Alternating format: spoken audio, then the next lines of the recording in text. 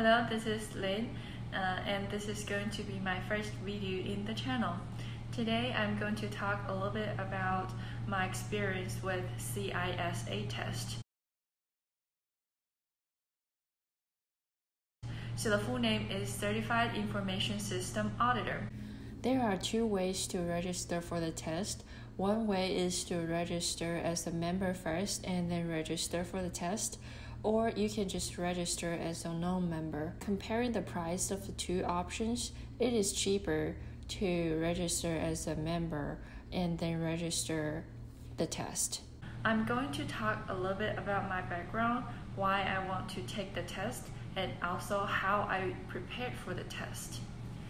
So I graduated with a bachelor degree in investment, a master degree in accounting, and then I entered into a public accounting firm as an auditor, and then I got my CPA license right after. Well, I literally don't have much experience in IT or IT audit before. My experience may fit better for the people who are in accounting or audit area and want to get into IT audit, or who are interested in the IT side of audit. So the reason that I want to get into IT audit or say I want to take this CISA test is pretty simple and is closely related to my job. More and more clients are using more advanced technologies right now instead of manual process. It's a great thing on the client side, it makes them more efficient, but on the other side, it brings more IT risks on the table that auditors need to take considerations. Actually, other than IT audit, the certificate I'm pursuing for right now, I also took the artificial intelligence engineering certificate, and it's in my plan to take more like cybersecurity or something related areas certificate. So about how I prepared for the exam is the next part.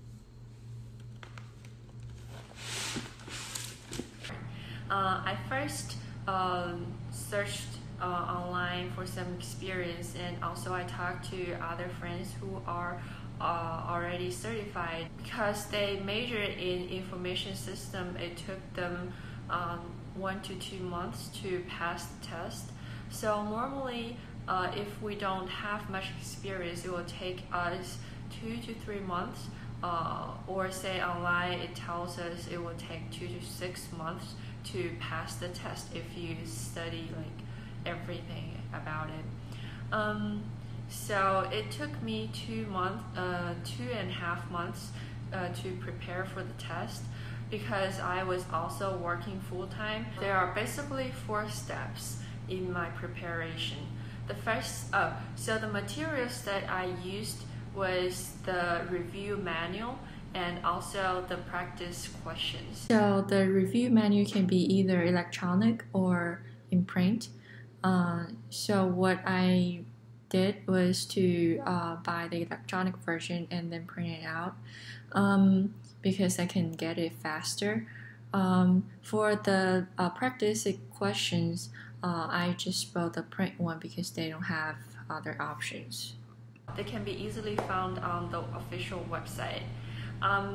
So my 4 steps are pretty simple but hard to go over because it covers a lot of material. So what I did was book questions.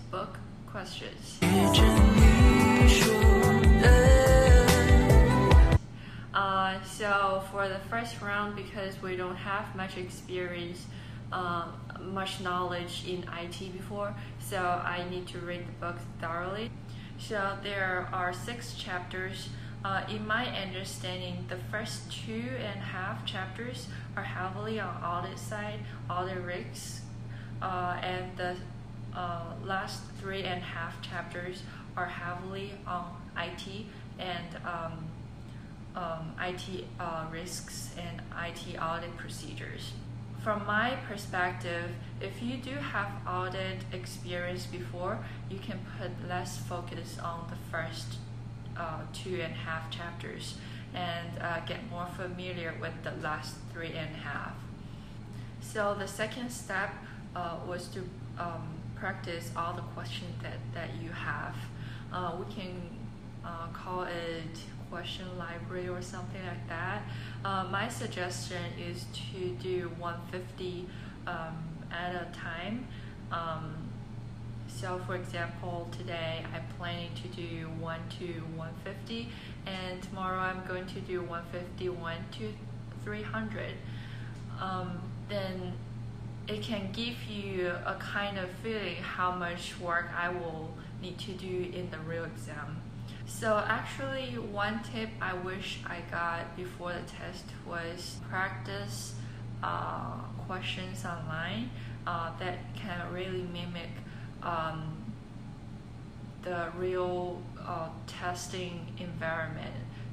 It gives you kind of feeling how much time you would need for the 150 questions and what kind of area will be more heavily tested and stuff like that. So it's a great idea that before the real test, you can go online and do one of the mock tests before the real test.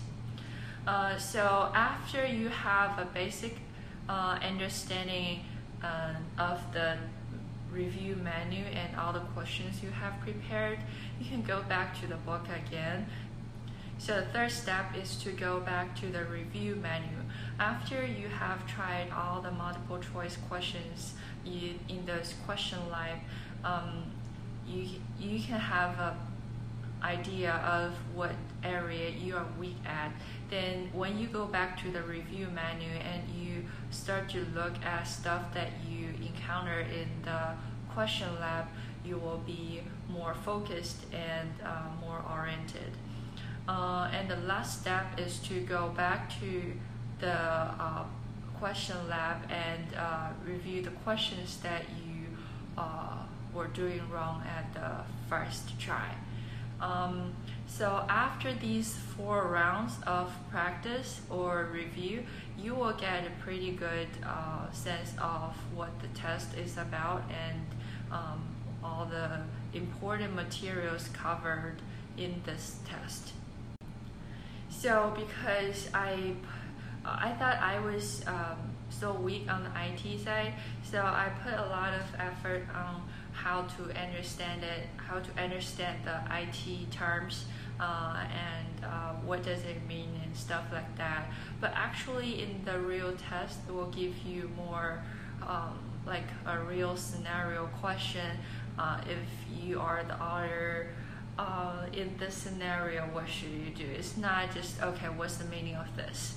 So the most important thing is to understand it, not to just memory what is the concept. So I'm not sure whether because I took the test at home or something, I didn't get my result right away. So if you didn't get your result, don't be so worried, it will be coming. And also good luck on your test. Thank you, bye-bye.